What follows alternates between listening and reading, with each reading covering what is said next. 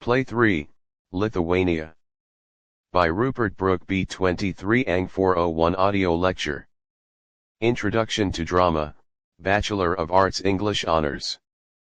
Play 3, Lithuania, by Rupert Brooke. I want you to take a breath before this one. Because this play is not a comedy. It is a horror. It belongs to a genre called Grand Guignol. And it is designed to disturb you. So steady yourself, keep driving, and let the darkness of this story settle in. Who is Rupert Brooke? Rupert Brooke was an English poet who lived from 1887 to 1915. He is primarily known as a First World War poet, famous for romantic and patriotic war poems. Lithuania is his only play. It is very different from his poetry. Where his poems are lyrical and beautiful, Lithuania is raw, dark, and deliberately shocking. What is Grand Guignol? Grand Guignol is pronounced Grawn Gee-nyol. It comes from a famous horror theater in Paris called Le Grand Guignol, which was popular in the late 1800s and early 1900s. Grand Guignol Theatre was designed to horrify audiences. It used extreme violence, psychological horror, and deeply disturbing situations. And crucially, unlike most drama, it offered no moral lesson, no redemption, no comforting resolution. It simply confronted the audience with the darkest side of human nature and left them there.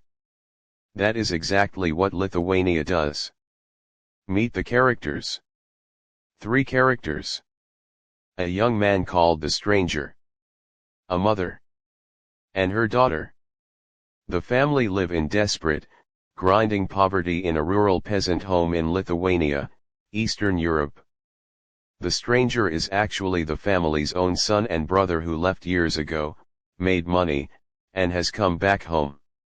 He is well dressed and clearly wealthy. But he decides not to reveal his identity immediately. He wants it to be a surprise. That decision will cost him his life. The story: what happens? The stranger arrives at the family home late at night. The mother and daughter see a wealthy man, a stranger, alone in their house. They are starving. They are desperate. Dark thoughts begin to form. They make the decision. They will murder him in his sleep and take his money. And they do it. Then they search through his belongings for the money. And that is when they find his papers. Letters. Documents. Things that carry his name, his history, where he came from. The realization hits them like a wall.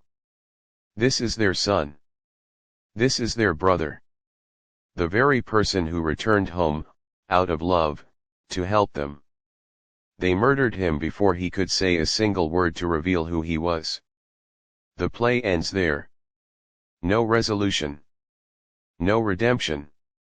Just the horror of what they have done.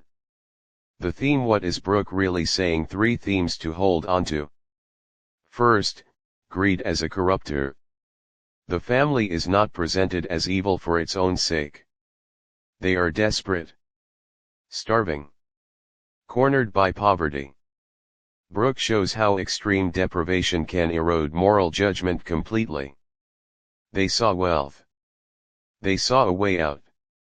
And their greed consumed everything else, including love. Second, the tragedy of deception. The son made a fatal mistake. He hid his identity to create a surprise. That single decision, innocent and loving, turned him into just another nameless wealthy stranger in his family's eyes.